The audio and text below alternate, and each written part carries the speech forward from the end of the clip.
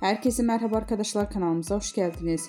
Kim Milyoner Olmak İster yarışmasında Mert Ramazan Demir benzerliği sanal medyada olay oldu. Kim Milyoner Olmak İster son bölümünde sorular değil bir yarışmacının ünlü oyuncu Mert Ramazan Demir'e çarpıcı benzerliği geceye damga vurdu.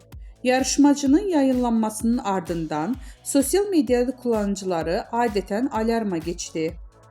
Yeni bölümleriyle ekrana gelen yarışmalardan büyük ödül için verdiğim mücadeleler her zamanki gibi heyecan yarattı.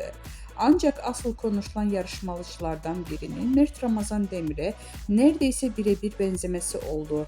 Mimikleri, duruşu, yüz hatları, bakışları seyirciler arasında büyük şaşkınlık yarattı.